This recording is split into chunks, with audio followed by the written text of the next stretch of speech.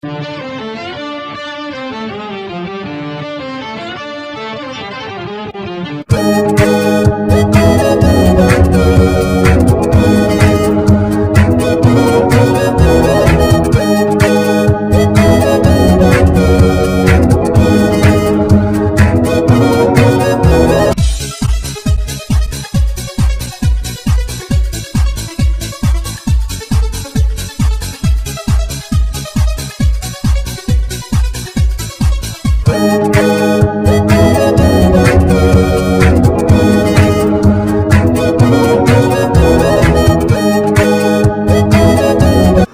is where this is that we can talk about final project. Who are you?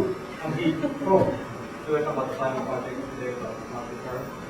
So first, I'll go to overview like I'll talk about the description and the software protocol. Where we'll talk about the I/O and the voice recognition part.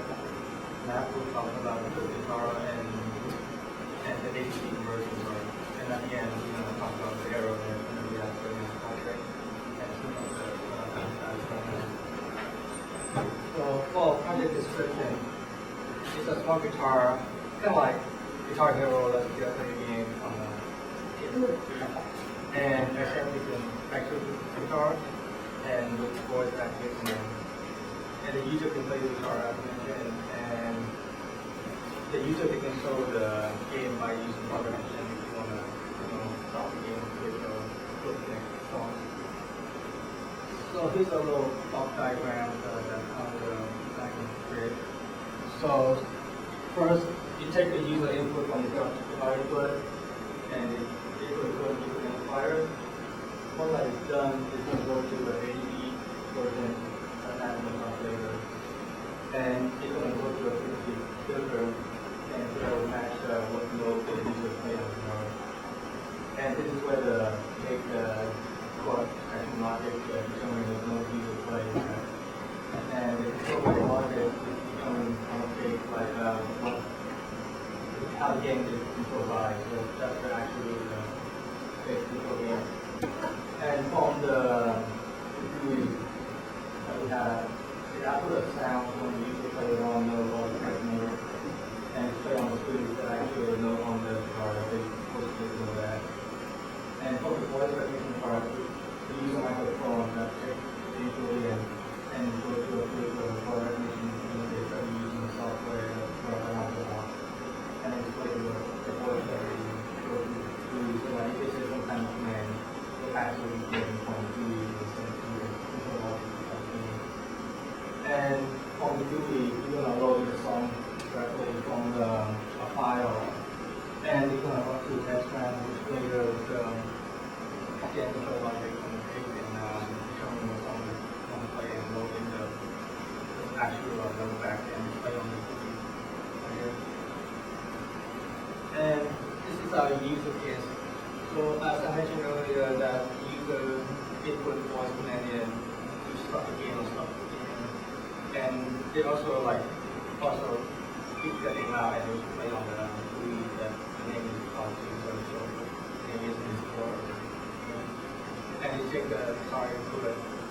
From here, you receive the sounds like actually play in and export it out on the speaker, and you see a text feedback like the different stories and if the game is really over. So that's the user interface that we have. So for the software protocol, this is a high level kind of like how the software broke, the actually including the CPU component. And first, this is the setup voice command that the user can input in anything else that they try to operate the system won't recognize at all. So you go to the voice recognition system, and a set of command will actually go into the GUI system. From there, it will, whatever the user input is, and that's like you want to start the game, it's gonna like load in the song file or song they want to choose and send it over to the SRAM. And from the SRAM, the tape will control that.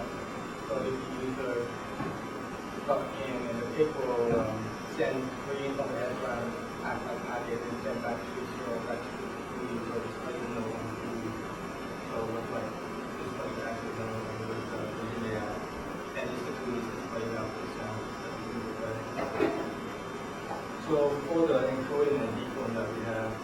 packaged in a 8-bit that we use.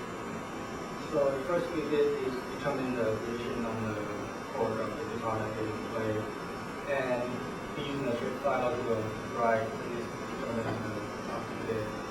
And for the last 5-bit, we just know what determine what the actually playing, so we're supposed to be playing. And we use a shape logical relatch and go back to rewrite to determine the last 5-bit. So here's an example. This is the first 3 position 0, and for the last 5-bit that we use 0, 0, 1 is an old keyboard in the guitar, and that's supposed to be played on the fourth 0 on the blue again, and we're supposed to play that note on the guitar with the So as I mentioned earlier, this is our screenshot like movie. It has 5 chords, 0 to 4, and they also display the form the user will play the game and name of the user, and the message like what is the game over or game ready or what like that. And as I mentioned, recognize head of the command and the name that the user will put on here. And also we read the package from the consumer page. And the read code and display the code on the here. This is an example that you play on a port 2. And when you hit this red line, it will be played within this frame. If the user didn't play on the guitar, it will output an incorrect sound. If it's correct, it will input the actual that you're playing on the output system. So next, we're going to talk about the I/O and the format system.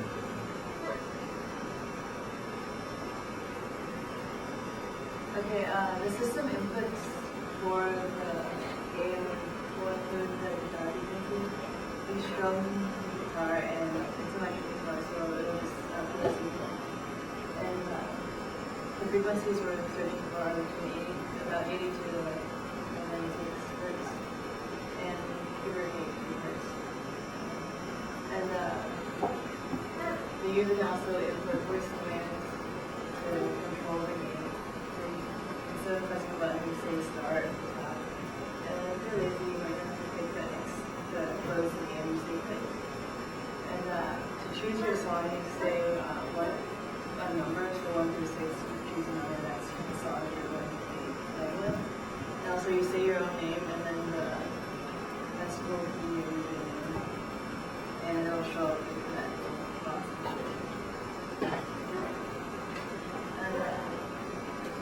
Within the system, the tape will be receiving serial data from our SRAM, and I'll be also receiving a song from the SRAM that's the song store. Then the SRAM receives a song from the computer. When you choose your song, it will load from the computer. The outputs will be everything from the GUI. As he just showed you, it will be the note dropping down representing what you need to play, and then the sounds representing whether you got correct and if you lost. And for when you lose, there will be various sounds that are usually chosen. And then the message response will be, as we showed you, the score of the game. And then messages will also be telling you it'll respond to your voice command. So if you say start, you have to wait for it to say choose a song. Otherwise, maybe your voice command didn't work properly, and you have to say start again. And then the SRAM will output the song to a bit, and then the bit begins going to with the song and the names as through doing. And these will also be outputting flags so that the GUI knows whether if you pause the game or if you haven't started the game or anything like that. And it'll also tell the GUI when you pause. For the voice recognition, we began trying to use a program called Via Voice. Except it was made for Windows 98, and so when we installed it on XP, it kind of broke it, and it wouldn't work. And program won't even uninstall from XP, but the EE computer is just like leaving out when you're expired, so that was fine. And that program was required an SDK from IBM, and since it was so old, we weren't even sure if that existed yet, although I'm sure we could have found it somewhere. And so we turned to Windows XP's own embedded speech recognition software, and that just required an SDK download from the Microsoft website. And it turned out this system was extremely easy to use. Microsoft included documentation which included examples and tutorials using C++, C#, and Visual Basic. And we started off with, we tried to start off with C++. And we were trying to use the examples they gave us were all using VB6, so nothing worked. And well, we couldn't open it to see the examples. So we couldn't come up with a way to integrate the C++ with the UAV so that we could, actually get the GUI to respond to inputs. So the next thing, so we switched to C# for both the GUI and voice recognition, and then he had to remake the GUI. And it turned out voice recognition could be just embedded directly into the GUI, and that was really easy. Well, with C++, the benefits was, the voice recognition was much more flexible. You could make various lists of words, and then the user can say one word from each list and end up making a kind of a phrase. But for C#, the only thing you can define and forget were defining specific words. So you could say it's not flexible as C++, but for our program we only needed some little comments anyway, so that was fine. And also the speech recognition needed training. And so you would have to use the Windows XP calibration thing within the settings. You can get through it with Word, but that was made so that the system would understand how you spoke better, and then it would also teach you how to speak into the microphone so that it can recognize what you're saying. And this is pretty straightforward. The voice command. This is just more detail for the commands, and these are kind of the messages that will ask for or display. And since we don't have that flexibility from C++, your names are all just hard coded into the game, so if you want to say it,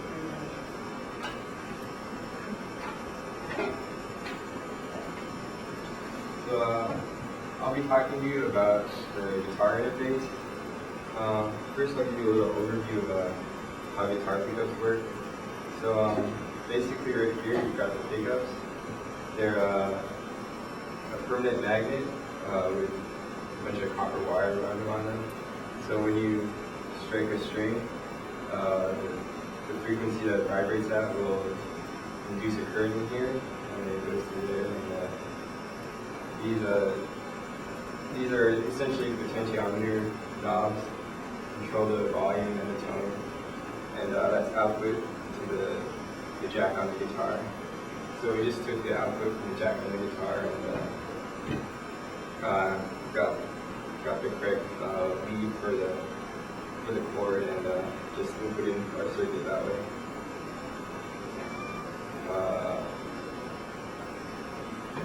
The output voltage we found out was around about 100 millivolts. So we have to next amplify it and offset it to get the correct input into the pick. At first, the system that we were going to use was a totally analog bandpass filter method, but it turns out that it would have been about 15 out of bandpass filters and something like 30 op amps. So Professor Peckle suggested that we switch to ADC conversion and use fast forward transform to filter that way. So for the guitar amplification and offset, it's simply just one op amp to amplify the signal and another one to offset it, about 2.5 volts. So we get the range goes from 0 to 5 volts. And of course, this is to ensure that the pick isn't damaged or anything like that.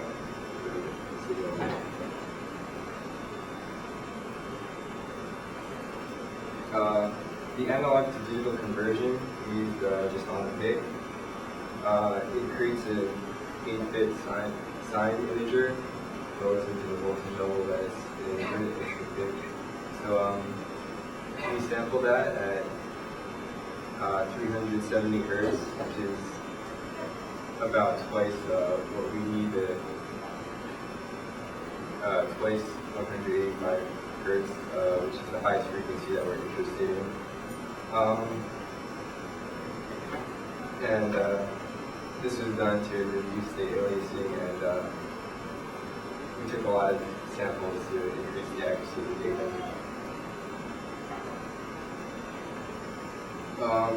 Next, after we take the A to B analog to digital conversion,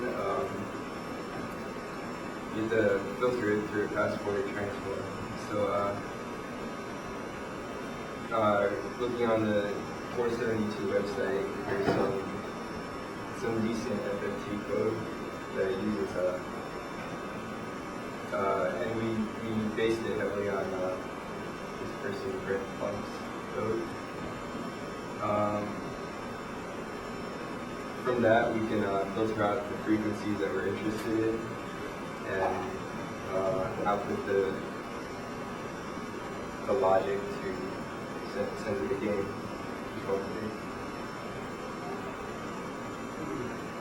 Error management. So,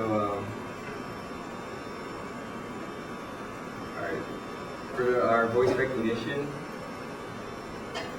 commands are defined into the system. So basically, you won't really be able to say random words and then it'll pick it up.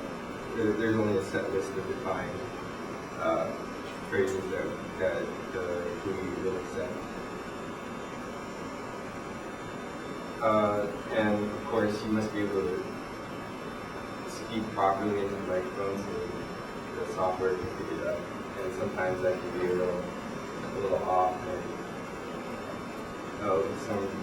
it kind of depends on how you train the software also when you start it up.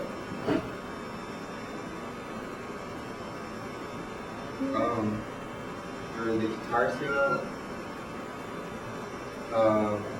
if the user plays an incorrect sound, it's not really an error because it's a gain. It's just basically a miss. You'll like lose points and hear like an incorrect sound.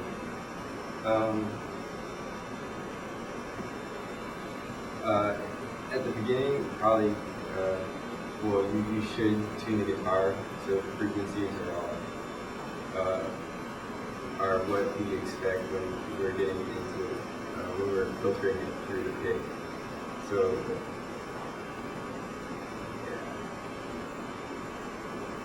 also it helps to know some how to play the guitar, but it's not really necessary because if you basically just are going to bar position on the guitar, that equates to the position that you see on the GUI. So for the first convention we saw on bb.net, and the speech library was outdated, and the authority was working on was on the page, so the code didn't run at all, and since that they have to update the tutorial on the library. So the solution we switched to c#.net, and when we switched to c#.net, we have a problem with the graphic keep on disappearing when we tap or minimize the window because in c#.net the graphic is an object and the cause the circle node to disappear right away. So from that there we have.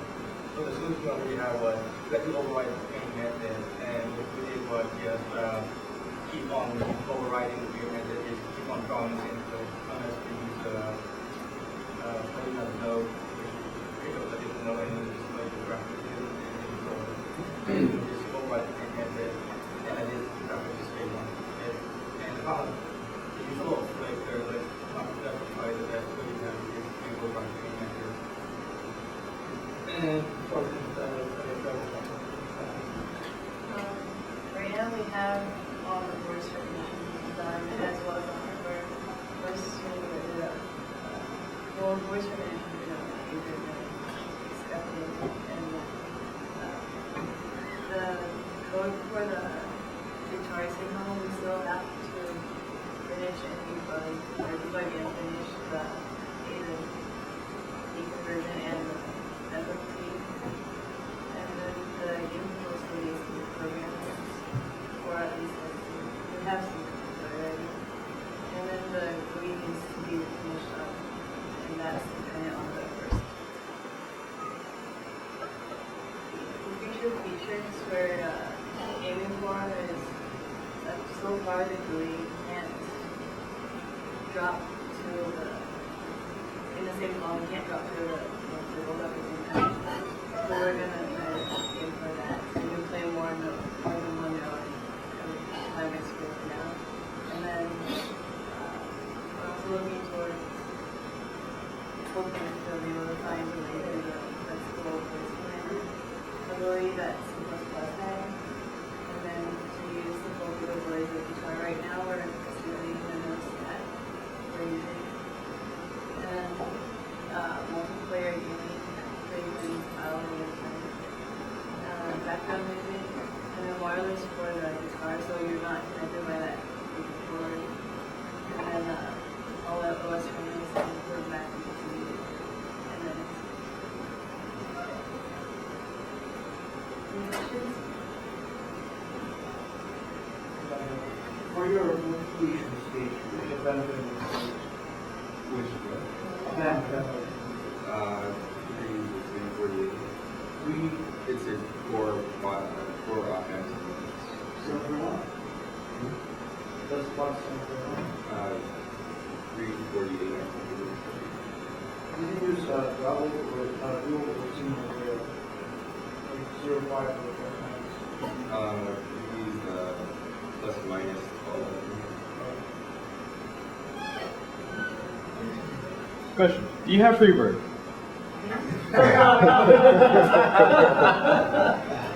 That'd be pretty hard to play. Okay. I have a question. How do you handle the timing? You said as the notes come down to the red bar, that's the note you have to play. How are you handling the timing of the input from what the user plays and saying, all right, is that the same as what it should be? How much of a margin of time error? So I guess on the GUI's part, the timer is keep updating. There's a timer inside the C#.net. You keep on updating the node. When the user play, even as well, you're going to read something as brand. So it's easy to update. It's going to be like very fast when you play when the timer will pick up right away. It's me doing the reading as brand. So the timer is automatic. Just for the node is dropping, it just based on like the increment how you want to change the bar. So it's also got an age limit inside so that detect when that object is within that range that you should be playing. So that there is output the sound from the correct sound. It's within that range of the on the slide on the GUI.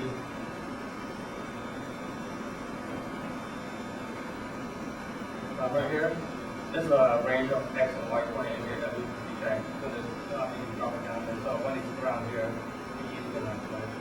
So we have a flag that tells us the object is within this range. So it's coordinated on X and Y here. Okay. Is it different speeds for your game? Right now we just have like a constant speed, so it is from here we can change like for each coordinate with the speed, yeah. There'll be a time still, different one per song. So Well, it's good per song.